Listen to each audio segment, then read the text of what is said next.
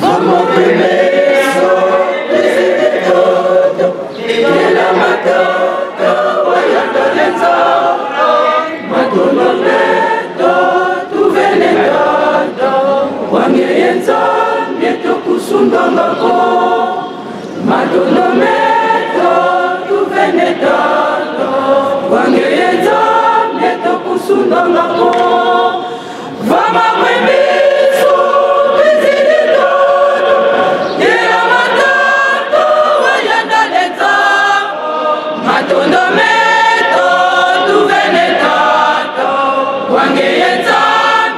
kusundangako madonomedo tuvenedata wangeyeta yeto kusundangako endanyame tatikubotangatanyame uizalo wamono fafala jaku fumudo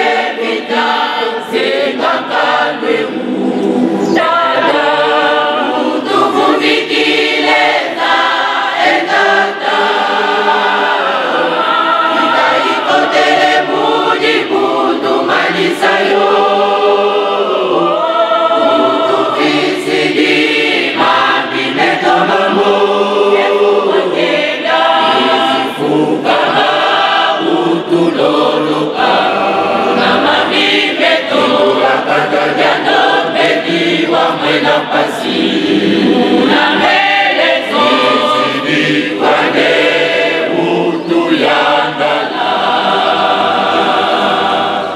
Korobaina benio Yakaolo Nisaba Hosana Yesadema Ulu Yakono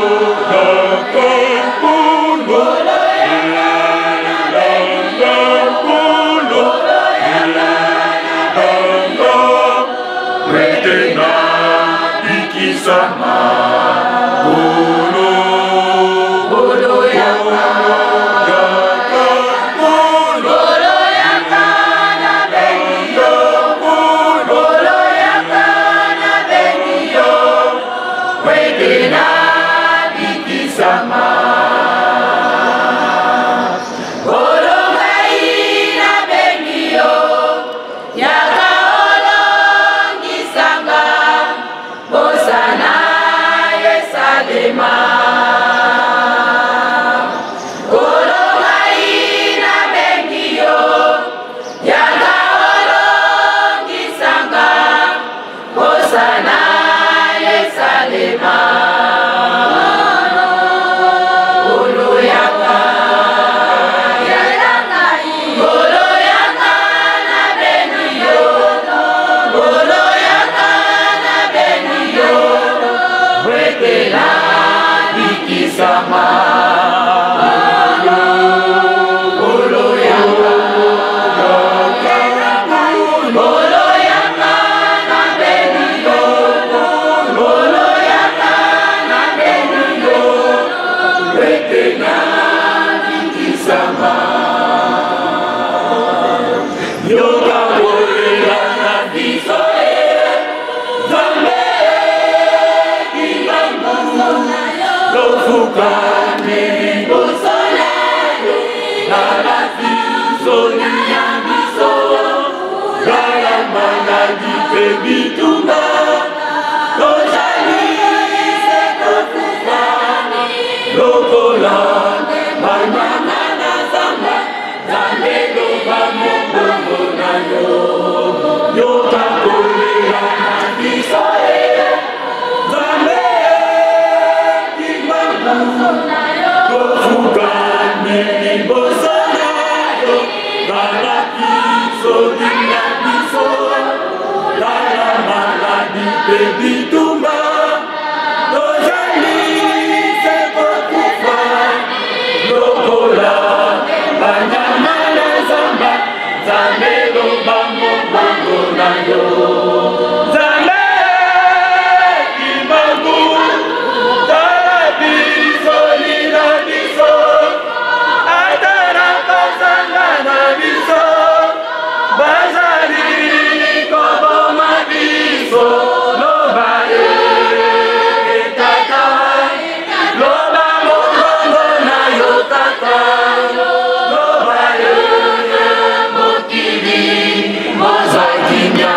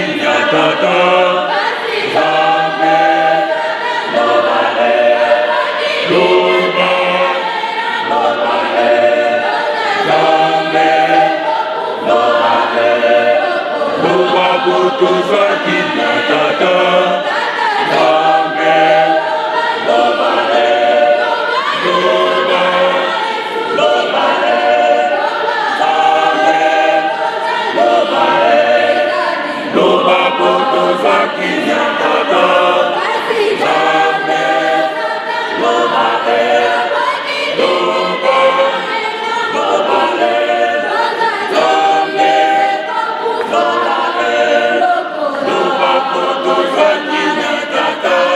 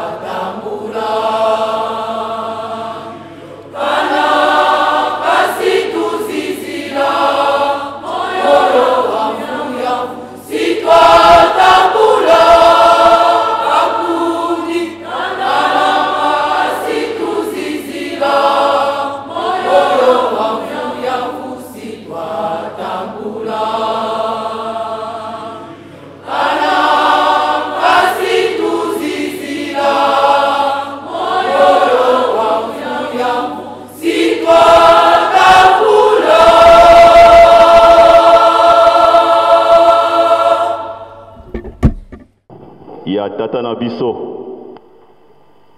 papa Diangenda Kiangani Joseph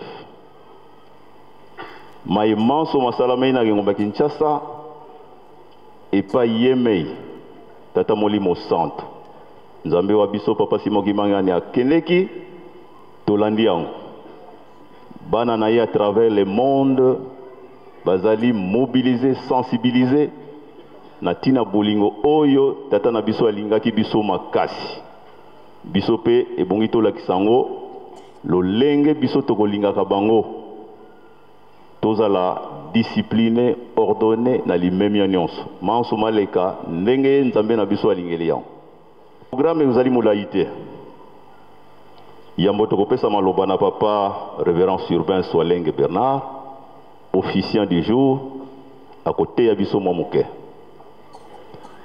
Aussitôt après, tokoleka na dépôt de gerbes le fleur. Et si kande wana tokosenga ordre makasi ba service ya protocole. SPC ba surveillant boko pesa biso maboko po manso maleka na ndenge esengeli. Na dépôt de fleurs ordre ezali boya.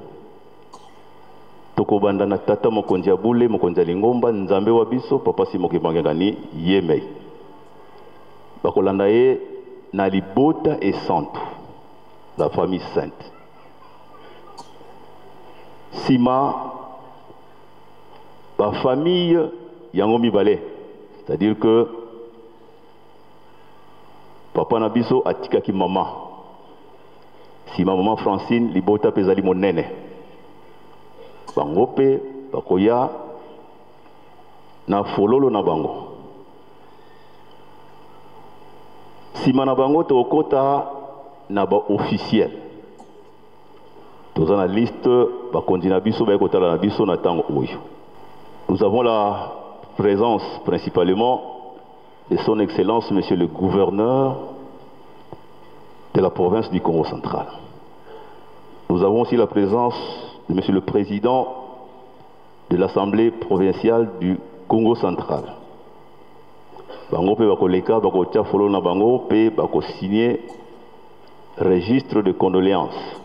Soki to soki siwana tokozala na corps médical to insérer corps médical na tina corps médical ndenge bino banso bazali awa bokoya ko poser fleur na bino pe bosali requement ndenge bosili ko bongisela yango. Tozali na corps professoral et académique bazana biso ilongo awa tosali bongo pona tina bango pe bakoleka. Tozana aumônerie des FARDC et de la police nationale congolaise. Pona nini bokoyeba ete mokumba et pesameli bango pona tango ya lever ya corps basoda bango bakamata mokumba ya kubimisa nzoto na esikei kino kuna na entrée principale ya tempelo kuna nde bandeko ya MSSK bakamata mokumba kokodisa yango na sanctuaire. Voilà ndenge likambo esili kosalema. Soki tosilisi na ba dépôt de gerbes de fleurs tokosenga bongo papa directeur de cabinet pour prononcer mot ya condoléance ya lingomba na Kinshasa ezalaki oraison funèbre poto yeba mowei azalaki nani awe kozala mot ya condoléance pa ya papa directeur de cabinet. Sima na yango tokosenga famille libota membre ya famille tobota maka tozalaka na ba famille toyebi bokoko na biso moko na kati ya membre ya famille akoya kozwa pe iloba suka na likambo yeme itata mokonzi ya bule nzambe wa biso papa Simoki Mankengani akozanga kopesa biso liloba te pe libondeli ya suka po ete tomema nzoto kuna na sanctuaire. Voilà lolenge programme esili kobongisama na yango tokotika maloba na papa pasteur Surben Swalenge Bernard pona matei. Tobandi programme na biso spécial na nzembo ya bato banso eteni moko sima na yango Reverend Kisita akofongola biso libondeli. Silwa nzambi ukanzila monki mwana kyame tela mese salu kyangu nzambi tusadila salu kya nzambi mukeleka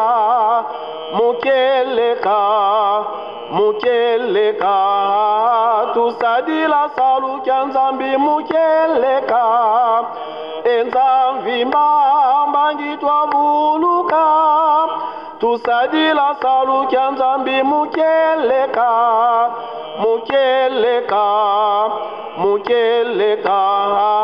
tusadila salu kya nzambi mukeleka enzambi mbangi twavuluka.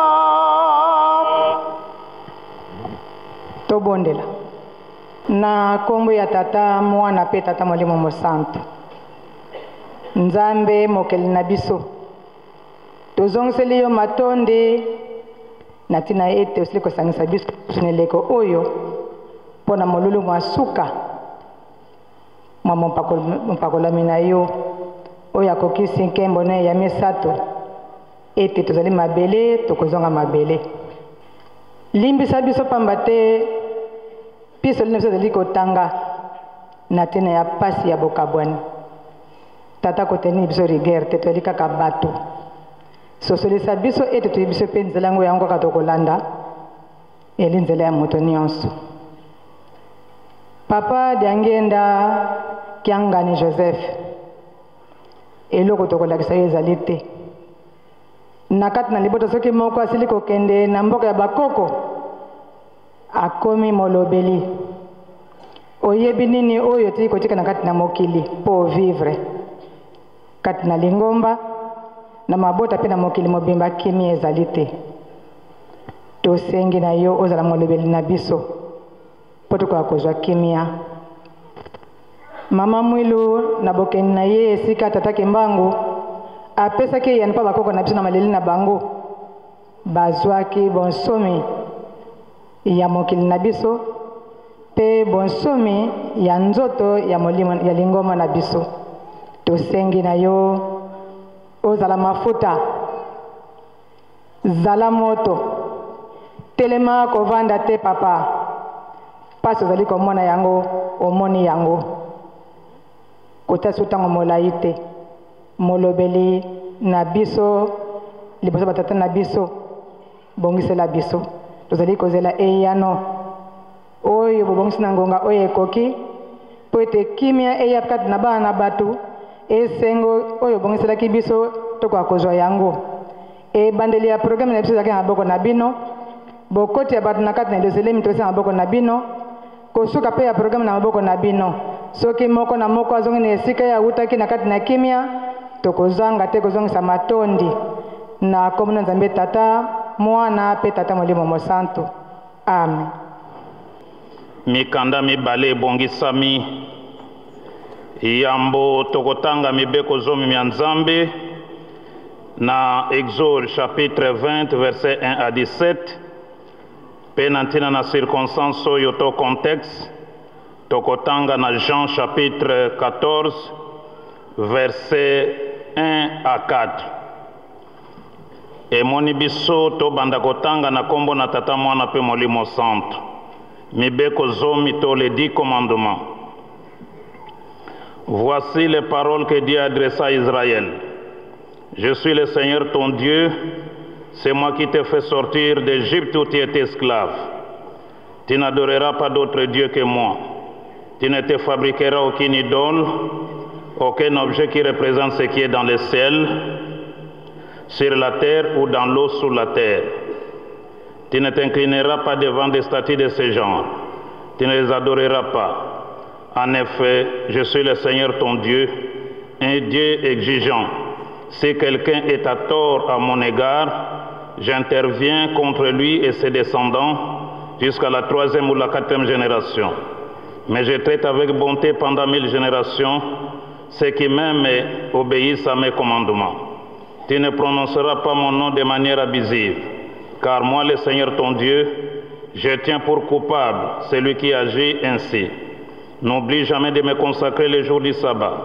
Tu as 6 jours pour travailler et faire tout ton ouvrage. Le 7e jour, c'est le sabbat qui m'est réservé à moi, le Seigneur ton Dieu. Tu ne feras aucun travail ce jour-là, ni toi, ni tes enfants, ni tes serviteurs ou servantes, ni ton bétail, ni l'étranger qui réside chez toi. Car en 6 jours, j'ai créé le ciel, la terre, la mer et tout ce qu'ils contiennent. Puis je me suis reposé le 7e jour. C'est pourquoi moi, le Seigneur ton Dieu, j'ai béni le jour du sabbat et je veux qu'il me soit consacré. Respecte ton père et ta mère, afin de jouir d'une longue vie dans le pays que moi, le Seigneur ton Dieu, je te donne. Tu ne commettras pas de meurtre, tu ne commettras pas d'adultère, tu ne commettras pas de vol, tu ne prononceras pas de faux témoignages contre ton prochain, tu ne convoiteras rien de ce qui appartient à ton prochain, ni sa maison, ni sa femme, ni son serviteur, ni sa servante, ni son bœuf, ni son âne. Toleki na mokanda ya mibale, na Jean chapitre 14, versets 1 à 4. Na moto ya mokanda balobi, Jésus est le chemin qui conduit au Père. Yesu azali nzela, wezo mema biso epai ya tata. Totangi, ne soyez pas si inquiets, leur dit Jésus. Ayez confiance en Dieu et ayez aussi confiance en moi. Il y a beaucoup de places dans la maison de mon Père. Sinon vous aurais-je dit que j'allais vous préparer le lieu où vous serez. Et après être allé vous préparer une place, je reviendrai et je vous prendrai auprès de moi, afin que vous soyez aussi là où je suis. Vous connaissez le chemin qui conduit où je vais. Na kombo ya tata mwana pe molimo santo. Amen. Tobondel. Na kombo ya tata mwana pe molimo santo. Papa Simon Kimbangu kiangani nzambe na biso totondi obotondi. Na ndengo batele biso kino na tango oyo na kimia. Liloba na yo nzambe pesa melinga pona kosakola. Na circonstance oyo ya monene. Nazali kaka moto limbisa mabunga na ngai. Limbisa pe mabunga ya biso banso tosangani nesika oyo. Ofongola matoi pe mitema na biso ya molimo poto kwa kokanga likambo ekosunga biso. Poete oyo ezali occasion ya biso pe kosala réflexion ya biso mokolo ekozala ndenge nini. Yango zala na biso elongo na kimia olata biso bande bandele kino suka ya programme na kombo ya tata mwana pe molimo mosanto. Amen. Na kombo ya tata mwana pe molimo mosanto, batata pe ba mama, bakimbangiste pe ba sympathisant nyonso tosangani esika oyo. Circonstance esangisi biso ezali ya solo na bonzoto ezali ya mawa. Po ete ezali bokabwani na tata na biso, tata conseiller direct oto mesanaki na ye makasi, oto lingaki makasi. Peto moni preuve yango nzela kilo na ba 1h 0h bato bazaka libanda kozela ezali pe façon ya kolakisa kondima ya bakimbangisi na tata na bango papa Simon Kimbangu kiangani pe na lingomba pe bolingi na bango na papa conseiller direct papa Joseph Diangenda kiangani yango to sangani pona kopesa ye lokumu ebongi na ye ndenge ezalaki posa ya tata Simon Kimbangu kiangani molimo santo. Na bongo n'occasion yango totangi mikanda miye totangaki Exode mibeko zomi chapitre 20 verset 1 à 17 esika wapi bazali kotalisa biso posa ya tata nzambe, posa ya tata nzambe. E mibeko yango epesamaka kaka na bana na nzambe po bato na bato lisanga na lisanga bazali na mibeko na bango oyo ezali kolakisa ke azali moto alisanga boye. Baminganga bazali na mibeko na bango, basoda baza na mibeko na bango, bandimi tozali na mibeko na biso, banganga nzambe pe baza na mibeko na bango. Oyo totangi ezali mibeko ya nzambe apesi na bana na ye na bana na nzambe po ete biso tokwa kotosa pe kosalela yango, po ete obengama mwana na nzambe ngai na bengama mwana na nzambe esengeli na biso kotosa mibeko zomi ya nzambe po mibeko yango ezali ya nzambe. E yango pe elakisaka ete moto azali mwana na nzambe, yango pe soki totosi te elakisaka oyo mwana ya satana. Yo nanga tososola tozali bana na nzambe to tozali bana ya satana, nana kela biso pe suka na biso tokozwa nini na okazo esengeli moto na moto akanisa ke tata na biso azalaki na biso elongo, azalaki lokola biso. Lelo akomi ndenge akomi azongi na kiti ne ya bokonzi po ete na mokili tozali bapaya. E ngai pe yo pe biso pe tokokoma lokola ye. E na mokolo ya yo to yange ekokoka eske nakokota to nakokota te, nakobenga mwana na nzambe to nakobenga mwana na nzambe te. Moko na moko azwa mayele na tango oyo zwa decision yeba kotambwisa etamboli na yo to bongisa etamboli na yo ezala ya malamu po ete mokolo yango tango ekokoka okwa kokota na nkembo ya tata nzambe.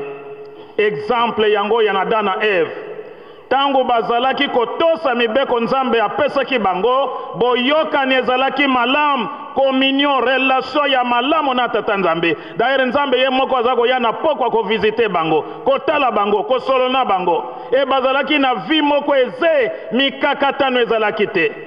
E tango baye kobuka mibeko bayokeli satana pase ye bokabwane na nzambe ye. Nzambe bazomona lisusu te. Pasi pe ya banda tango wana ti lelo ndenge nzamba loba na liwa yango eyaki na ntina na kobuka mibeko ya dana Eve bowutaki na mabele bokozonga na mabele bokolia na mpasi. Omoni ba conséquence ya kozanga kotosa mibeko. Biso bana ya tata Simo Kimbangu Kiangani totosa na biso mibeko po ete mokolo na biso pase ezala te. Tokwa kosepela pe basepelisa biso ndenge basepelisa tata na biso asili kolonga ezali longa pona ye. Mutu moko akoko zala na makanisi mosusu te na pasi na motema te po ezali longa na ye. E sekre na bango na bonzambe na bango moto ayebaka te. Soko koti kuna okoya kobunga bango moko bayebi sekre na bango. Yango moni tango sango tozo yango samedi bambuta lingoma toke ko souhaiter ba papa ba condoléances.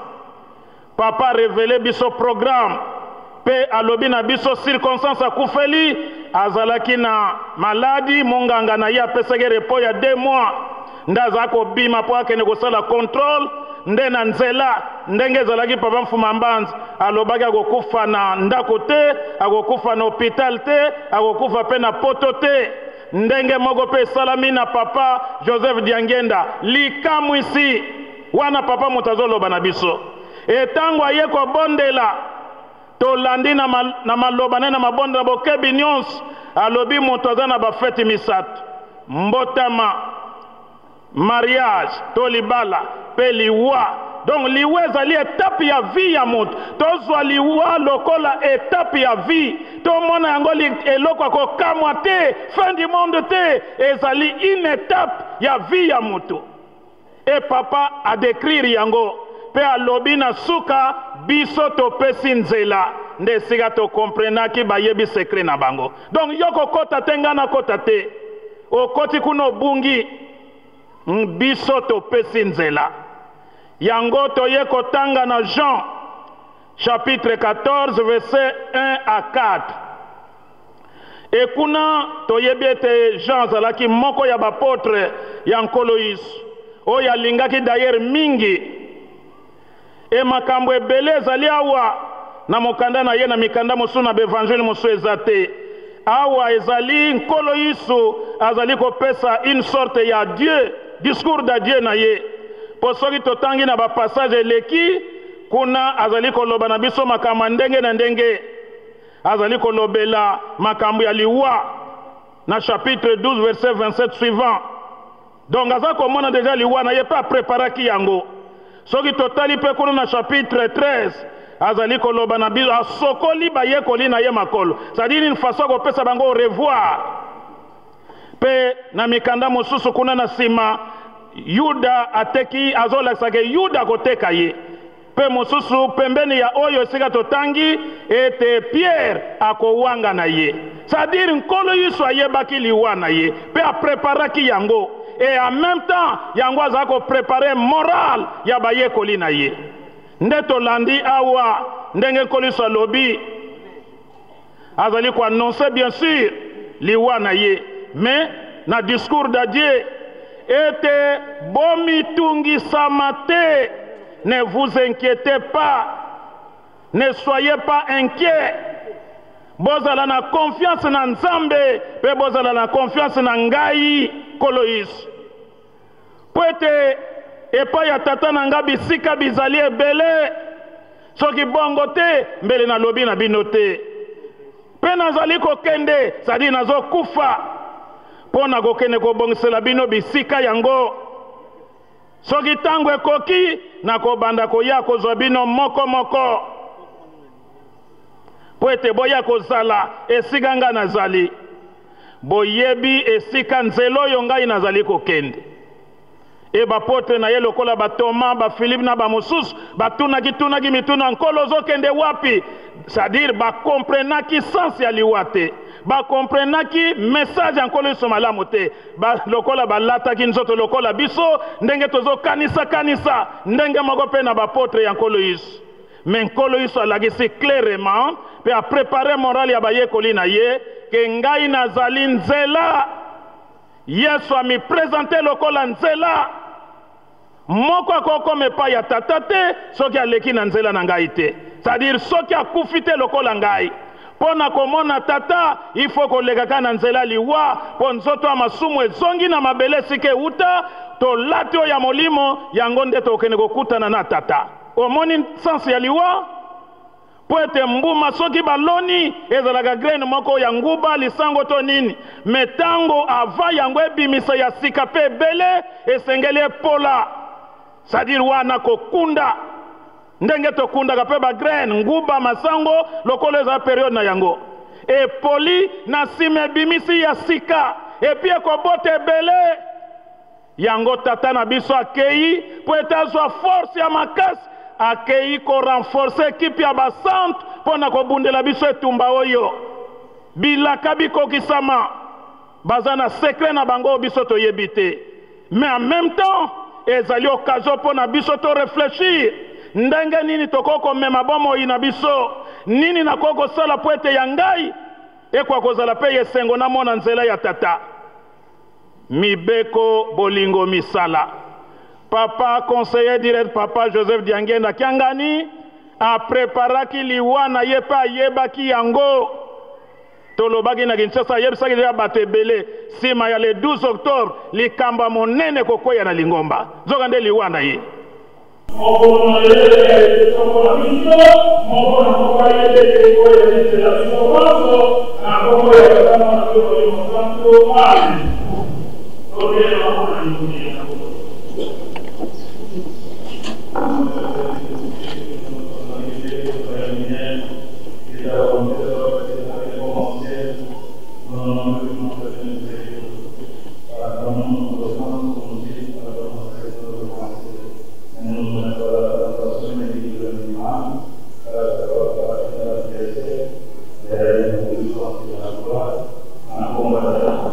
Santo, amén.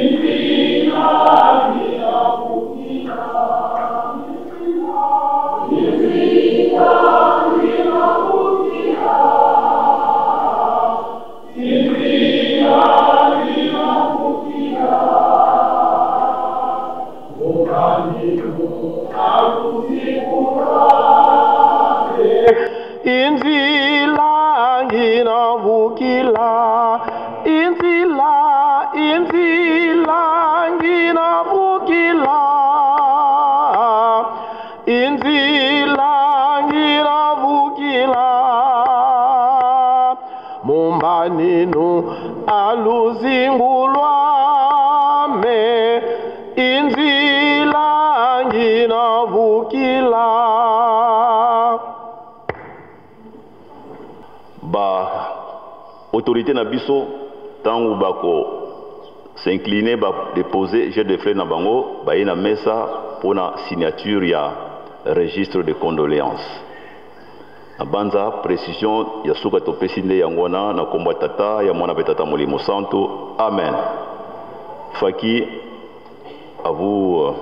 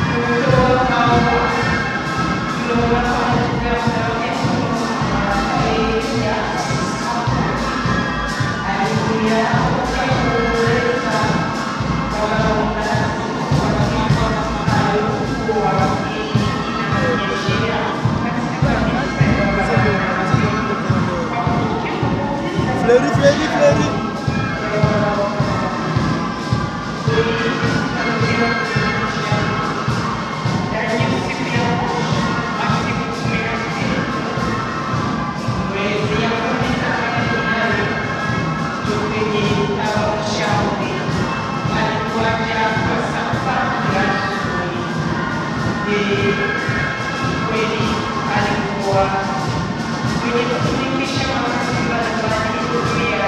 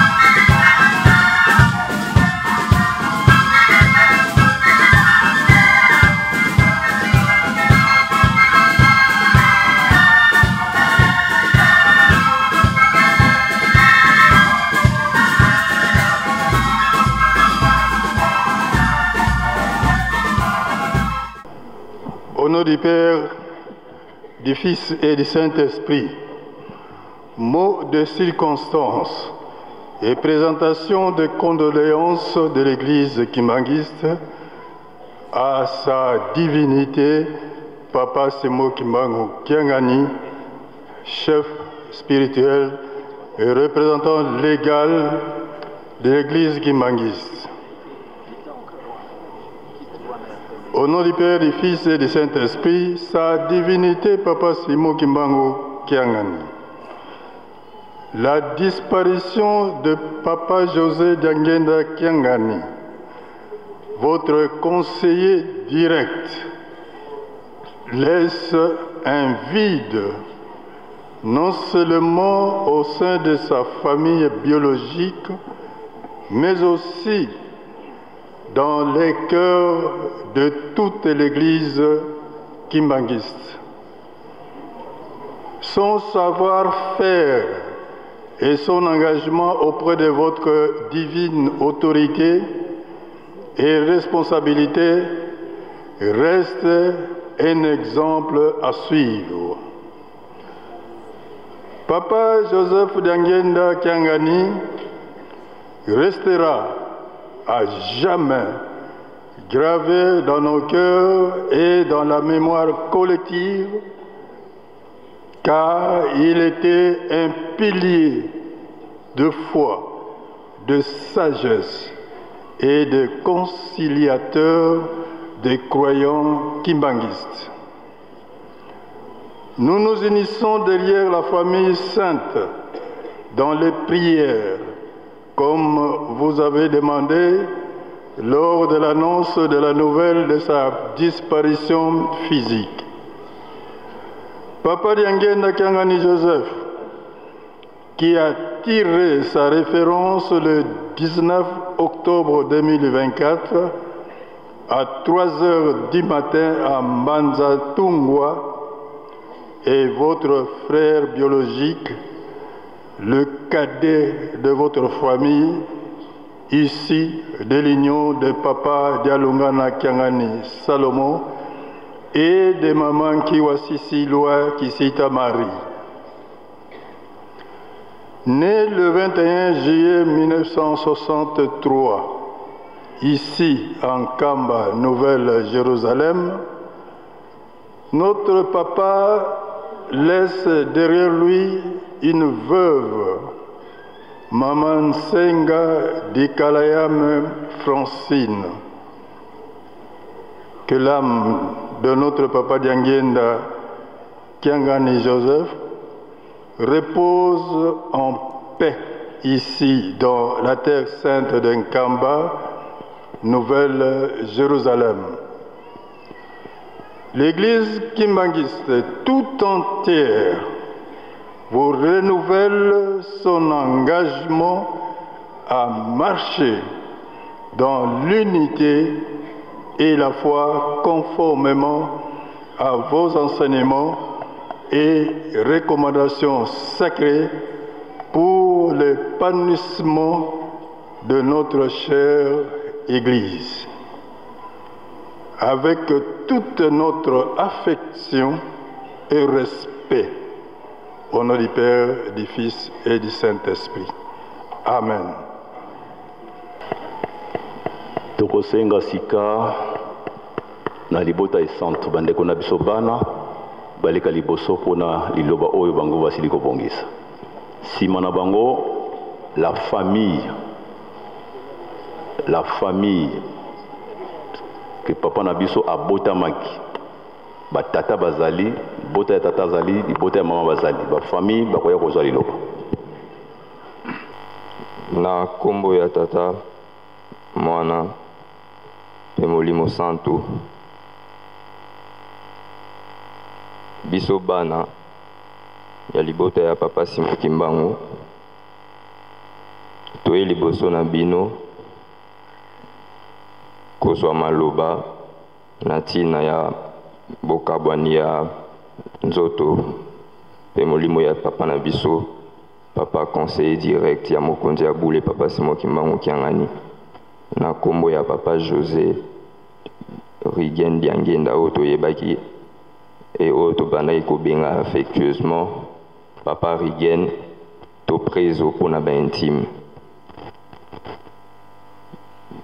Ya solo batata na ba maman ezali pasi mingi bokabwani oyo pamba te Papa José azalaki mutu na kimia mutu na bolingo pe alingaki misala mingi yango wana perte oyo tozwi lelo na kati ya famille pe na lingomba ekoka kointerpele biso banso misala ya Papa José Rigen oyo asalaki na kati ya lingomba eza lisusu ya kodemontre te biso banso tozali awa toyebi yango me etili ke ezali mokano ya Tata Nzambe biso bato tokoki eloko te soki mutu asili kotika biso ezalaka na baanalyse ebele tosalaka me na maloba oyo mokonzi ya bula apesaki biso avant mobembo na ye na Kinshasa mpo ya kozwa nzoto asengaki biso totika kolela pamba te nzela na ye fo ezala polele na baenseignement bapesaka biso soki tozolela tozokokanga nde nzela na ye me biso comme tozali bana botosi tolandaka manso bapapa balobaka na biso nde yango nazosenga na bato nyonso tokoka kozala makasi tokoka kosepelisa ye mpe tolakisa na mokili mobimba ke papa wana azalaki neti batata nyonso te azalaki mutu neti mutu nyonso te azalaki exceptionnel e wana yo na ngai nde fo tosala likambo wana ya solo tozali na nzoto ezosala biso pasi me tozali na choix toza na nzela mosusu tokoki kolanda te nzela nyonso biso banso nyonso mokolo tokotika mokili oyo tokolanda yango wana mpona tokende kokutana na Tata Nzambe donc na yango wana nakosenga tozala na makasi tobondela mingi ndenge papa asengaki biso pamba te mabondeli yango nde ekofungolela ye nzela na oyo etali programme ya makambo nyonso ndenge esili koleka biso famille biso bana tozongisi merci mingi na mokonzi ya bule pe na baconseiller direct pe conseillère direct tozongiseli bango merci tozongisi pe merci na lingomba mobimba na implication na bino na ndenge botelemaki mpo na likambo ekomelaki biso wana etali programme mpo na suite nyonso tokozango na maboko ya mokonzi ya bule. Encore une fois de plus nakosenga mabondeli ebele pamba te yango wana nde batata bazotangisa biso mingi ya koloba ezali kasi lokola programme ezali mokuse ezali na mingi ya koloba te pamba te ngonga ezali kokende. Alors mpona koconclure tozala biso banso bana ya bolingo bana ya mibeko pe bana misala oyo ezalaki kocaractériser papa na biso Papa José Diangenda tout au long ya vie na ye. Merci mingi encore na ndenge bozalaki na biso pe botiki biso te message na ngai esuki wana na bolingo na bisato tata mwana pe molimo santo sengelaka manso. Merci. Toujours na kati na ebota esantu tozwi présence ya Papa Tadis, si mes informations sont correctes. Tokopesa nzela aleka ko cha dépôt de fleurs pour talaka transport à outil musika. Musique soki toko accompagner momoke. Papa Taliboso merci. Tozongsi merci mingi ko banda yo moko na ba conseiller direct ba mama na bandeko bana na makambo nyonso oyo bosaleli biso na kati ya libota tokobosa na pe te lingomba na bolingo oyo nyonso balakisi mpo na biso. Papa diambu di kutulua kidi mukatri dia kanda dia dinene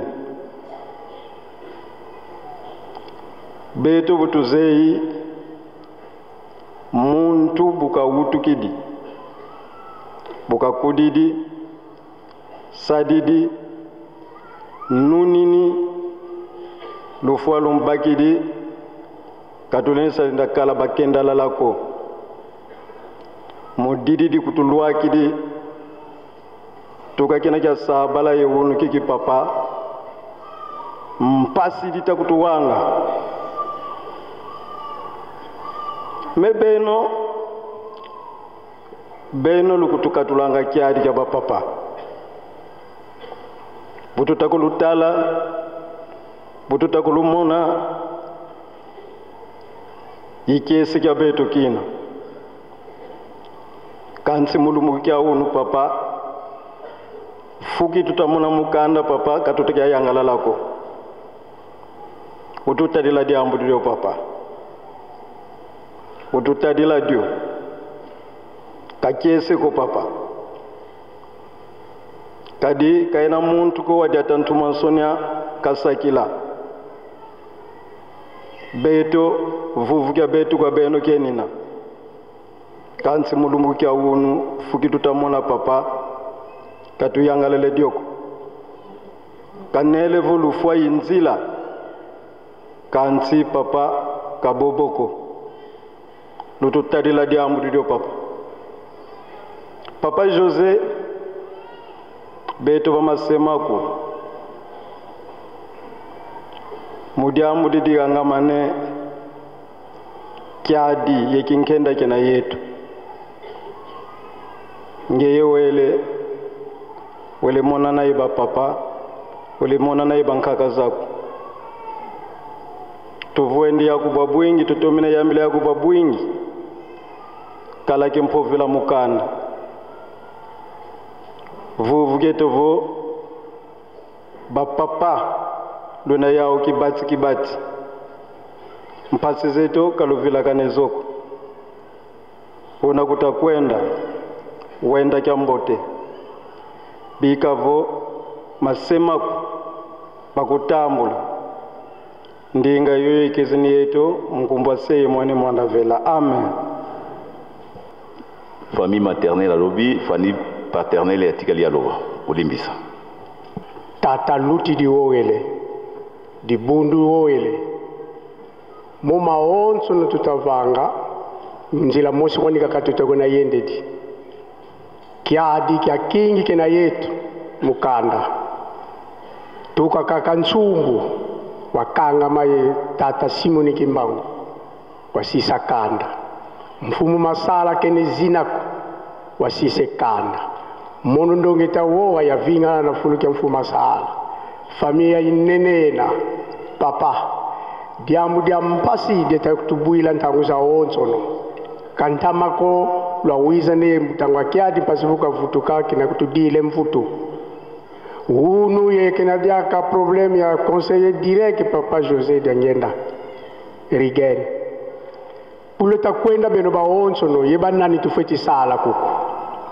diamu jojo papa mpasi bonso bulombele tata luyidika luvuvika ntima mya famille mpasi tutamona katika twaleke le minuko katuwidi problème maladi kitulu mukina papa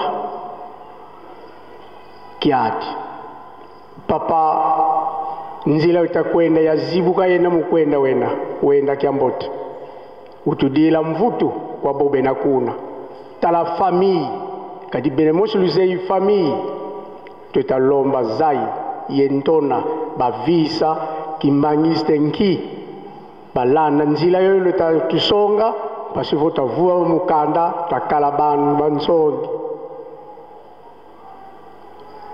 mamingi leta kutulonga muma manzambi takala yezola yensiku yebisalu biwakezi salanga ntanguza onso no beto peto alanda nzila yoyo famille bunasi ya toma munankumbwa seye mwane mwanda velela amen. na kombo tata mwana pe tata molimo santu ndenge tolobaki tokomi na suka kala te nzoto ekozwama po ekende na esika oyo ebongisami ekosalama na lotomo ya ye moko nzambe wa biso tata molimo santo papa simoki mangengani nsima kopesa biso mwa liloba kolendisa biso apesi libondeli nde baservice oyo ya aumônerie tolobelaki phare de CPNC bango bakozwa badisposition mpona leve ya corps kino kuna na libanda ya tempelo kuna nde MSS akozwa relève po ekota na sanctuaire.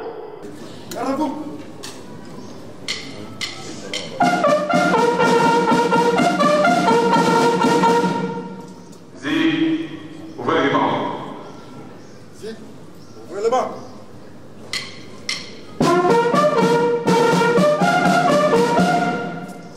Pour les années, ça livre.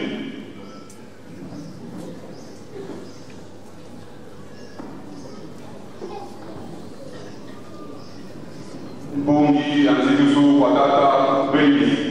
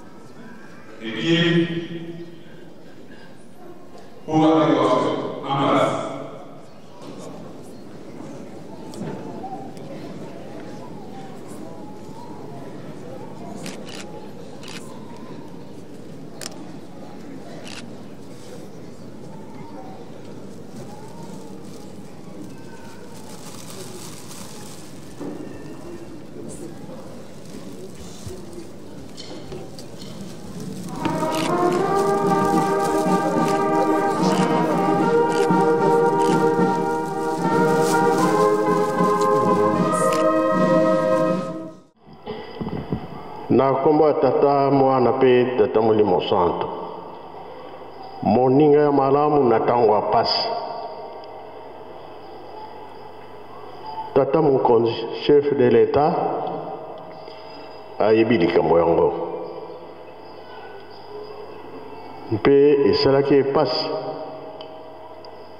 Ye lokola misala ezalaki mingi, atindaki oyo bayaki kuna bakonzi. Elingi oloba ete ezali shock na moto nyonso, kasi tokoloba nini? Bobangi ya tata Nzambe ezali ebandela mayele liboso towela bokonzi ya likolo oyo etikali ye moko Nzambe akopesa. Manso tozali komona na miso oyo tozo kosala, topesi mpe merci na bafamille nyonso mibale, kote bapapa, kote mpe bamama. Mpe merci mingi surtout na Lingomba. Ya so bolakisi makambo mingi ya kitoko mpona biso. Yango na bandelaki ke moninga malamu na ntango ya pasi. Ngai nasengaki kaka makambo mibale. Mabondeli na banzembo. Tolela te. Mpona nini tolobaki tolela te? Kolela eza kola singa. Tozwaki exemple ya mama Mwilo. Akufi na ye. Me famille batu nyonso bazaki wana balelaki. Atali nsima. Azongi. Mpona nini bozolela ngai? Nga namataki deja escalier ya liboso. Nalanda mibale yango nazongi na yo kopekisa bino. Olela te, eza lokola singa. Ndenge bango basalaki programme. Tango bamemi papa Kimbangu na Mbanzango toyebi histoire. Bakati likambo, condamné à mort. Batie na très okende te. Asengaki mama na bana. Tango Mwilo akei na papa albi awa nakei likolo na kozonga te. Kasi soki tango na ngai ekoki bozongisa nzoto na ngai na nkamba.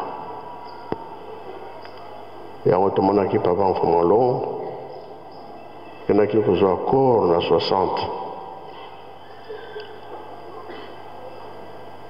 Tango pe akomi na corps na nkamba alobi richesse na bino yango. Yango tolobaka tobebisa te oyo kimvwama bapesa biso ya libela. Bazala biso, bazaka na biso atango nyonso. Koyemba ezali kobondela mbala mibale. Mabondeli mosusu ndenge tosalaka programme bapapa bapesa biso. Makasi na mabondeli. Kolo Yesu batie na ekuluzu. Lelo yo moto nyonso soki akufi totiaka ekuluzu. Ozala moto malamu, ozala moto mabe, batielaka yo ekuluzu. O yango komema kuna tokendaka. Soki osaleki kolo Yesu na solo, ekuluzu wana kobikisa yo. Mena solo te moyini ya liboso koyina nkolo Yesu pasi na yo kobanda wana. Fleur kolo Yesu akufi. Me alakaki bayekoli na ye.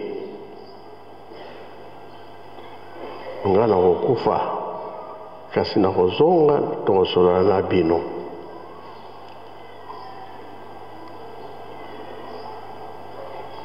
Lisei kwa pe ekozala na ngai na bino.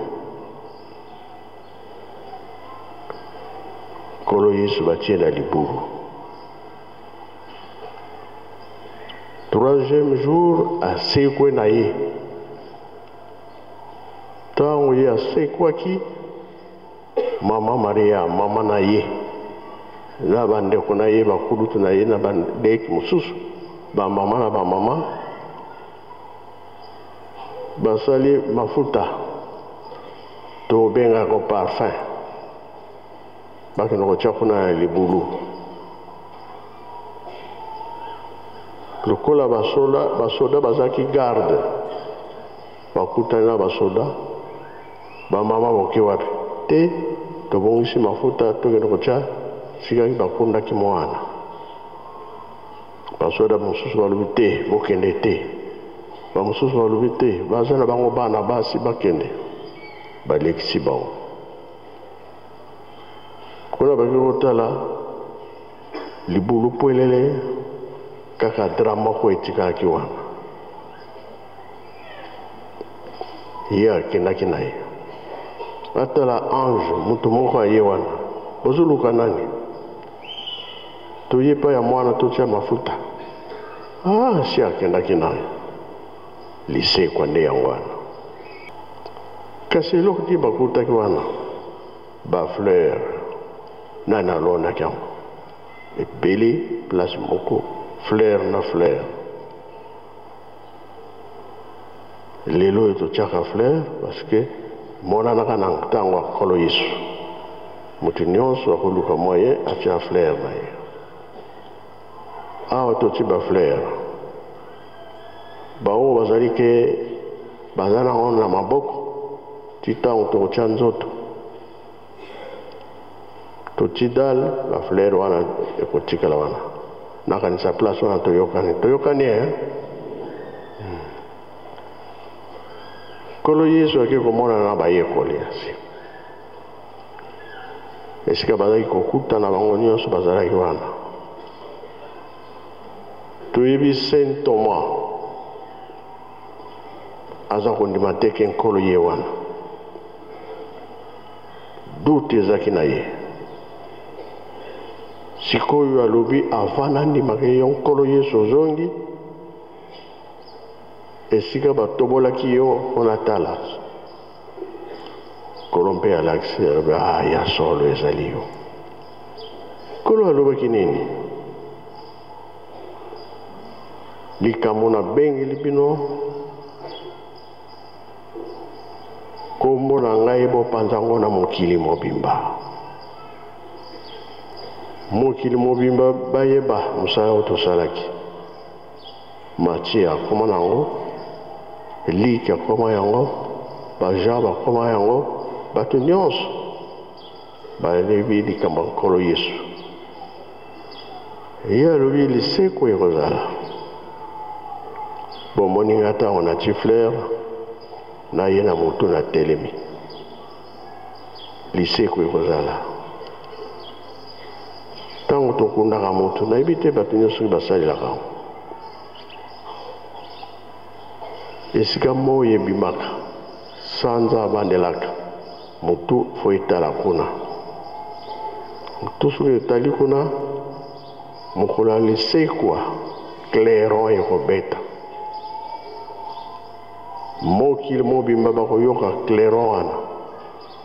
Moi ntango aza kobima yo mpe lisekwa mbala moko. Kasi yo olingi kotosa te, bapekisa te. Ozali wapi, ozala tala nini? Nkolo yesu bazobaptize pardon na Jean Baptiste. Jean Baptiste alobi nkolo nga nakoki te, meme kutu singa ya sapato nakoki kofongola yo te. Alobi te, sala kokisa mokano. Nde babatizaki ye. Tataki mbango na gombelu tete babatize yo. Pona nini tolandi bango? Yo za kozala nini? Po soki babatize yo bakopesa karte. Ntango okokufa oyebi ke aya solo. yo okota na lingoma me nano abatize yo te nyonso ezali programme ya tata nzambe yango toza kolanda po soki toza kolela ezoyoka na koganga boye na boye esoki nga naleli soki natali bino bozolela nga mpe na kolela wana nabongisi mpe nabebisi po soki naleli toluki makambo mosusu yango napekisaki ke nzela ya papa José ezala tout droit po eza na bato soki oza na baproblème bokataka ndai ngai na yo tokoyokana lisusu te kino na liwa kaka biso tolinga kaka tozala na problème na bato te soki olobi tie liwa oyo akokufa liboso ake kozela yo me mosali 100 ans akozela yo kaka po yo mutu ozaki na likambo na moto wana ntango okokufa bokosamba nani mutu aza na raison oyo aza na raison aleki aza na tort atikali wana oloni nguba ya malamu ekobima me oloni nguba ya mabe ekobima te klero ekobeta yango bandimi nyonso tokosala mpe kolakisa batata bateya biso bongo totika mabe tosala malamu mpo tozala bana mapamboli na remercie mutu nyonso ngai nalingi nzela na ye ezala tout droit ye ya papa José nga soki nalobi likambo mpe bandeko balobi likambo azalaki koyoka na ye azalaki na problème ya bato mpenza te kabitumba esilaka te mutu ya malamu babunisaka ye kasi biso tolalaka nyonso wana te ye moko kaka tata nzambe mutu ayebi na nyonso bosaleli biso mpona ndeko papa José liwa na ye topesi merci oyo ya malamu tosali tolandaka baexemple ndenge tata nzambe alingi nkolo yesu alingi tata molimo santo alingi tata nzambe asali nzoto ya moto nkolo yesu ati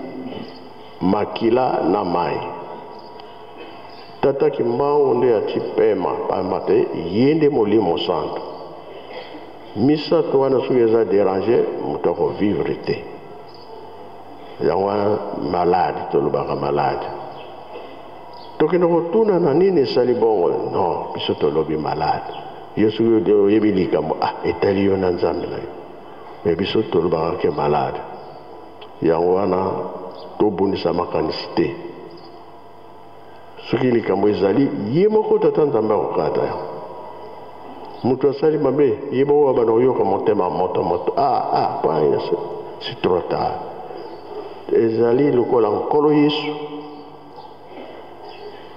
na Judas azwi mbongo ateki kasi ntango bakangi nkolo yesu ye akanisaki nkolo yesu akosala miracle bakotika ye kaka ye wana bamemi ye batie na ekulusu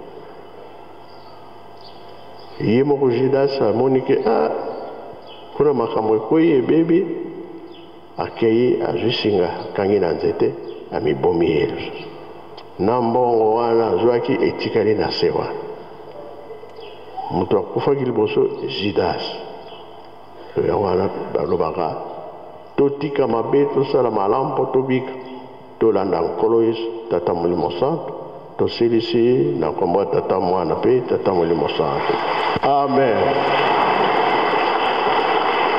bika twatonda lusia musu twatambudi kwa nzambe to munankumbwa se ye mwana vela munankumbwa se ye mwana vela tobondela tata nzambe nkolo yesu tata molimo santo biso bana na yo toza na mpasi kokabwana nde esalaka biso mpasi kasi oyo yo moko nkolo yesu olobaki nga nkolo yesu esika nati matambi bino mpe botya matambi na bino nzela oyo nga nkolo yesu nakei ezali nzela ya moto nyonso. Liwa ezali nzela ya komona tata. Soki okufi te okomona nzambe te. Papa José, Mateyo tozo kopesa eza susu ya yo te. Yo mpe oteyi bato ebele oyo balandaki. Soki bakotosa tokokutana. Soki tokotosa te biso nde tokozala na pasi. Yo oza susu na problème na motu te. Tozosala makasi mpona baondele. Tozosala makasi mpona koyemba. Po nzela na yo ezala tout droit. Pe toyebi ezali tout droit. Mutu nyonso azoloba toyebi azalaki bien. Azalaki moto malamu. So bakumisi ozalaki moto malamu banda na se tina na likolo esengo nde ezalaka. Toyebi ke okola batata baza kuna esengo ezala bino. Ekangami na se ekangami na likolo. Efungami na se efungami na likolo. Nde bapesaka Petelo Jean Baptiste fongola ya se na likolo. Sikoyo ye mpe babomaki. Fongola wana ezaki récupéré na papa Kimbango Simon yende tata Molimo Centre. Tango ezali ya ye. Na tango ya Jacob, soki okufi okende kovanda na makolo ya Jacob. Esalamaka na Lazare na moto abozwi. Me mire ezalaki na kati. Moto abozwi moya okoma esika Lazare ezalaki te. Lazare mpe mpo akende esika moto abozwi azalaki ezali te. Suka likambo moto abozwi alobi Abraham tinda Lazare akende kokebisa bafamille na ngai. Abraham alobi te. Yo oza na ntango ya koya sika nga nazali te. Lazare mpe aza na ntango ya kokoma esika ozali te. Moye mpe akende ezali te.